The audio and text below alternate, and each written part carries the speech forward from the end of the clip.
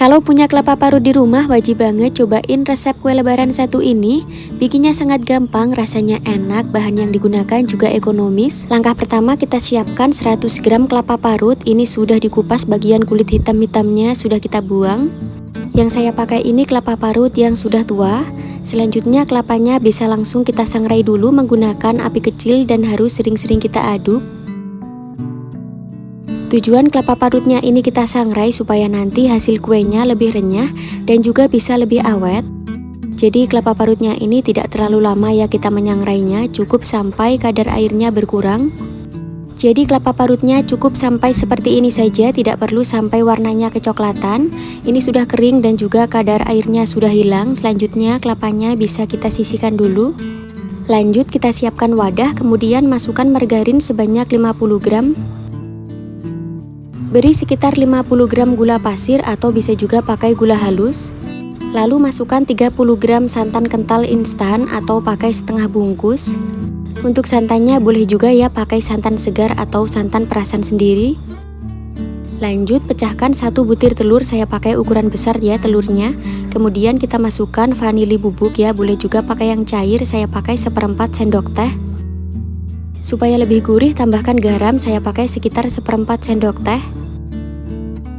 Ini saya juga pakai baking powder sekitar 1/4 sendok teh ya, tujuannya supaya kuenya lebih renyah. Semua bahan ini bisa langsung kita aduk-aduk dulu sampai benar-benar tercampur merata. Oh iya, kalau misalkan kalian tidak mau pakai baking powder bisa juga di skip penggunaannya. Aduk-aduk adonan ini sampai benar-benar menyatu dan tercampur merata.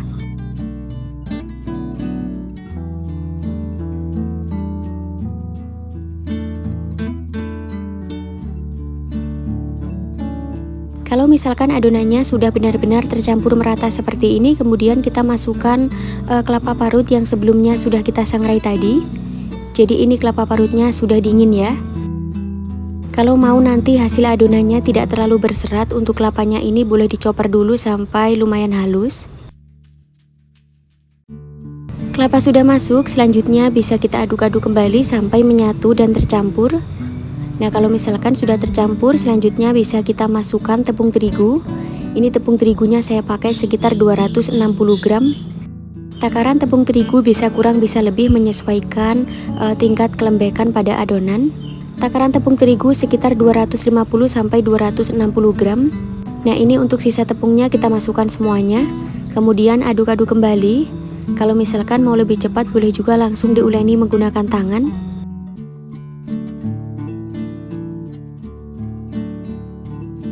Nah, ini supaya lebih gampang, ini langsung saya uleni menggunakan tangan.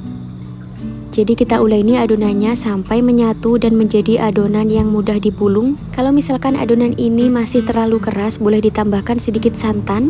Atau kalau misalkan adonannya terlalu lembek, boleh ditambahkan sedikit tepung terigu. Tepung terigu yang saya pakai tadi tepung terigu protein sedang ya, untuk mereknya bebas. Saya tadi pakai tepung terigu segitiga biru. Ini adonannya sudah bagus, selanjutnya kita sisihkan dulu. Siapkan alas kerja, boleh juga pakai silikon atau selimat supaya lebih gampang. Kita kepal-kepalkan adonannya sedikit, kemudian kita bentuk memanjang seperti ini. Jadi untuk ukurannya sebesar ini ya teman-teman. Kita ulangi lagi. Kita kepal-kepal dulu adonannya sampai padat. Kalau adonannya sudah padat seperti ini, selanjutnya bisa kita bentuk memanjang seperti ini ya teman-teman. Jadi pada tahap ini bisa kita ulangi sampai selesai. Jadi untuk ukuran adonannya usahakan tidak terlalu besar supaya nanti ukuran kuenya bagus dan juga bisa renyah sempurna sampai ke bagian dalam. Langkah selanjutnya, ini adonannya sudah siap untuk kita gunting-gunting, jadi supaya lebih praktis. Ambil satu adonan kemudian kita gunting. Caranya kita gunting secara menyerong seperti ini, bisa kalian perhatikan di video. Untuk tebal tipis adonannya bisa kalian sesuaikan sendiri ya teman-teman. Usahakan tidak terlalu tebal supaya bisa renyah sempurna.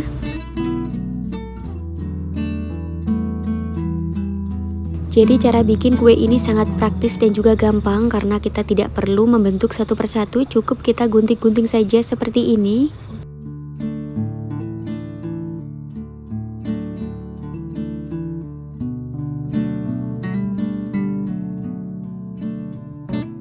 Nah, kalau loyangnya sudah penuh, selanjutnya sudah bisa kita goreng supaya adonannya tidak terlalu menumpuk. Untuk ukurannya kurang lebih sebesar ini ya, bisa kalian perhatikan. Sebelumnya kita panaskan dulu minyak sayur. Jadi kita tunggu sampai panas. Kalau sudah, kita masukkan adonannya. Kita masukkan secukupnya adonannya, jangan langsung banyak supaya matangnya sempurna. Jadi ini kita goreng menggunakan api kecil ya, supaya tidak gosong. Karena kue ini rawan banget gosongnya. Jadi wajib sering-sering kita aduk-aduk seperti ini. Membuat kue ini memang minyaknya rawan berbusa, tapi tidak masalah ya. Ini kita goreng sampai warnanya berubah kecoklatan seperti ini. Kalau sudah, segera kita angkat.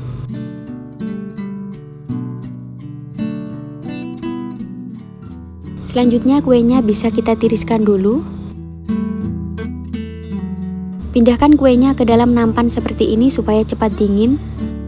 Atau bisa juga dimasukkan ke dalam keranjang peniris minyak ya, supaya cepat dingin dan bisa segera kita kemas. Kalau kalian mau bikin setengah kilo atau 1 kilo, tinggal dikalikan saja ya resepnya. Di daerah saya ini namanya kue ketapang, hanya saja ini saya beri tambahan kelapa parut supaya lebih enak. Untuk teksturnya ini empuk dan juga renyah, jadi sama sekali tidak keras. Rasanya gurih, keras-keras dan juga manisnya pas. Karena ini kuenya sudah dingin, selanjutnya bisa segera kita kemas ke dalam toples. Jadi usahakan segera dikemas ya, supaya kuenya tetap renyah dan juga tidak mudah melempem. Kue ini bisa tahan sampai 1 bulan lebih asalkan penyimpanannya benar. Kalau sudah kita kemas ke dalam toples seperti ini, sudah siap untuk kita suguhkan di saat lebaran nanti, atau bisa juga dijadikan ide jualan. Kue ini beneran wangi banget ya, wangi kelapa yang enak. Untuk toples yang disarankan sebaiknya menggunakan toples tabung seperti ini supaya benar-benar rapat. Bagaimana mudah banget ya cara bikinnya, jadi silahkan dicoba ya resepnya. Sekian dulu, terima kasih.